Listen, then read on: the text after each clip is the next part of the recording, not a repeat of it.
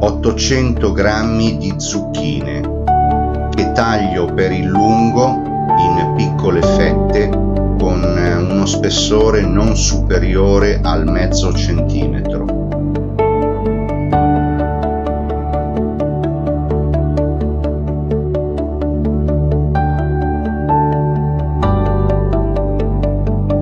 Le ungo con olio di oliva extravergine.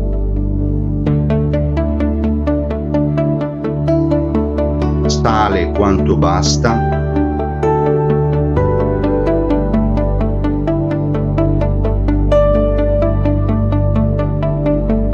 E le cospargo con il pane grattato mescolando con le mani.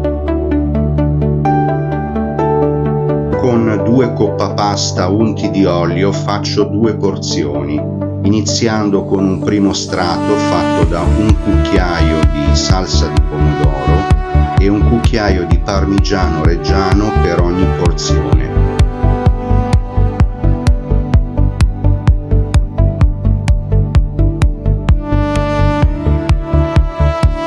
Poi copro con delle zucchine tagliate che ripasso nel parmigiano.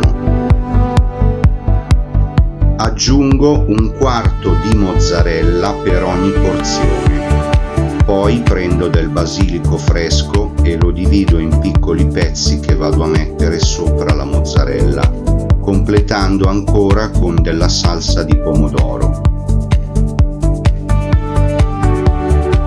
Continuo con la creazione degli strati fino a terminare gli ingredienti.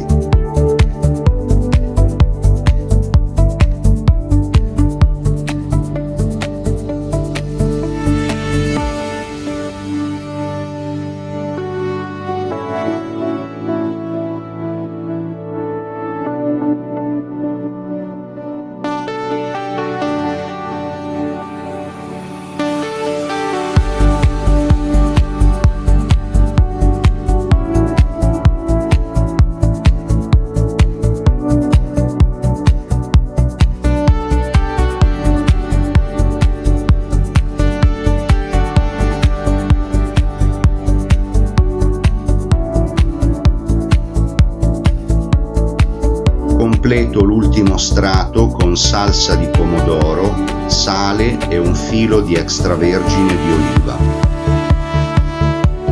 In forno a 180 gradi per 2 ore.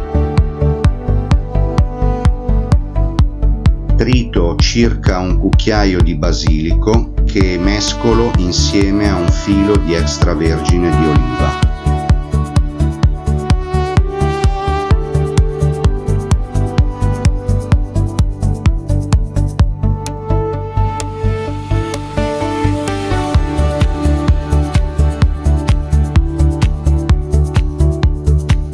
Quando la parmigiana è pronta, ci metto sopra il basilico fresco e una grattata di pepe nero.